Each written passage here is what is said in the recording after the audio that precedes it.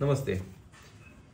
आता या थर्मोडायनामिक्सचा आपला 21 नंबरचा प्रॉब्लेम आहे. याच्यामध्ये काय काय सांगितलं बघा. Calculate the maximum work done when 10 gram of ideal gas is compressed isothermally and reversibly. Compressed असेल तर डब्ल्यू मॅक्स आपला पॉझिटिव्ह असतो. अजून कॉम्प्रेशन झालं म्हणजे काय झालं, आधी हा गॅस एवढा होता, पिस्टन असा खाली आला, खाली आल्यामुळं हा आधी P1 होता तो P2 झाला. कॉम्प्रेशनमध्ये P1 हा कमी असतो, P2 हा वाढलेला असतो. कॉम्प्रेशनमध्ये प्रेशर वाढते. आता याच्यामध्ये काय म्हटलंय की सुरुवातीचा जे काय मास ऑफ गॅस आहे ना तो 10 ग्रॅम दिलाय. बघा, mass of gas me 10 gram घेतले आणि त्यांनी असं म्हटलंय बघा, मोलिक्युलर वेट ऑफ गॅस 4 म्हटलंय, मी मोलार मास ऑफ गॅस 4 घेतले. मी लगेच मग इथं काय केलं, मास आपण molar mass number of moles काढून घेतले. मास आहे 10 ग्रॅम, मोलार मास आहे 4 ग्रॅम, 10 डिवाइड बाय 4 आला 2.5 आला. आता यांनी काय केलंय, जो P1 दिलाय बघा, ह्यो 570 दिलाय आणि P2 1 ऍटमॉस्फिअर दिलाय. मग त्याच्यामध्ये प्रॉब्लेम काय माहितीये का, कधी पण लक्षात ठेवायची एक गोष्ट, तुम्ही ज्या वेळेला प्रेशर ज्यावेळेला घेताय, ज्यावेळेला म्हणजे P1 अपॉन P2 असेल किंवा P2 अपॉन P1 असेल, तर ह्या प्रेशरचे युनिट आहे ना, हे युनिट सेम पाहिजे दोघांचं. मी याचं जर MMHG असेल तर ऑब्व्हियसली याचं पण MMHG पाहिजे. मग याचं जर समजा पास्कल असेल तर याचं पण पास्कल पाहिजे.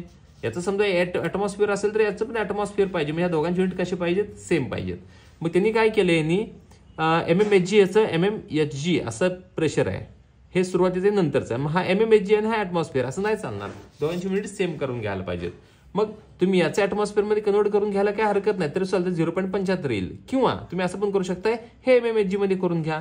मग P2 जो आहे ना तो P2 तुम्ही MMHG मध्ये कसं करू शकताय, तर 1 MMHG is equals to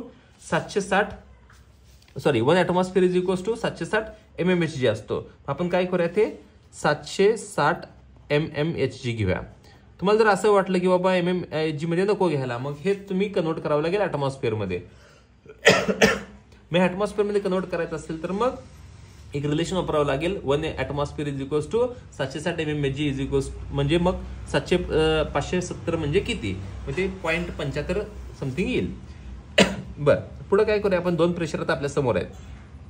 temperature आहे तो 27 डिग्री सेल्सिअस आहे. आता मी सांगतोय त्या पद्धतीने प्रॉब्लेम सोडवा, या पद्धतीने सोडवता येतो, पण मी सांगतो ते मला सोपं वाटते म्हणून मी माझ्या पद्धतीने सोडवतो. डिग्री सेल्सिअस मध्ये कोणतेही टेम्परेचर ठेवत नाही. मग आपण याला कन्वर्ट करायचं आहे केल्विन मध्ये. मग 27 डिग्री म्हणजे किती केल्विन असते, तर याच्यामध्ये 273 ऍड करावं लागतं. 273 ऍड केल्यानंतर किती येतं, तर 300 केल्विन येतं. आपल्याला टेम्परेचर आहे R इज इक्वल्स टू आपलाच वापरायचा 8.314 जूल पर केल्विन पर मोल. आपल्या फॉर्मॅट प्रमाणे हा प्रॉब्लेम सोडूया. आता हे आपल्याकडे गिवन आहे. मग आता आपल्याला टू फाइंड काय फाइंड आउट करायचं आहे, तर डब्ल्यू मॅक्स फाइंड आउट करायचं आहे is equal to question mark. Formula काय आपला, formula W max is equals to, आता कॉम्प्रेशन असेल तर प्लस असतो, मग इथं काय येणार 2.303 nRT log to the base 10 P. आता बघा, P2 मोठा आहे, P1 छोटा आहे, म्हणजे P2 अपॉन P1 येणार. कॉम्प्रेशनच्या वेळेला असे येतं. तर या व्हॅल्यूज पुट करूया. 2.303 R N ची व्हॅल्यू किती आहे, तर N आहे आपला 2.5, R आहे 8.314, T आहे 300 kelvin into log to the base 10. P2 किती आहे आपला, तर P2 आहे 760 MMHG आणि हा किती आहे, तर 570 MMHG आहे. मग हे तुम्ही ऍटमॉस्फिअर मध्ये घेतलं तरी चालेल असं मी तुम्हाला सांगितलंय. आता याच्यामध्ये काय होतं की ह्या दोघांचा काय करायचं आहे, भागाकार करायचा आहे. मग हा भागाकार किती येतो, तर तो भागाकार किती येतो बघा, 2.303 इंटू 2.5 इंटू 8.314 इंटू 300 इंटू, आता लॉग टू द बेस 10 यांचा भागाकार किती येतो, तर 1.3333 समथिंग काहीतरी भागाकार येईल यांचा. आता याचा लॉग तुम्हाला बघावं लागेल. मग काय करायचं, 2.303 इंटू 2.5 इंटू 8.314 इंटू 300 इंटू, आता याचा लॉग बघताना कॅरेस्टिक किती येणार, तर 0 कॅरेस्टिक येणार, 0.1246 त्याचा लॉग आला. आता सगळ्यात महत्वाची गोष्ट आहे की 1 2 3 4 5 ह्या 5 जे काही व्हॅल्यूज आहेत ना, तर ह्यांचे लॉग बघून सम करायचे आपल्याला. म्हणजे लॉग काय आहे ते आपण लिहूया. तर याचा लॉग आहे तो इथं लिहितो मी 0.3623 प्लस 0.3979 प्लस याचा 0.9198 प्लस 2.4771 प्लस याचा जो येतो तो 12.0965. त्यांची सगळ्यांची सम करायची. सम किती येते 6 3 2.3.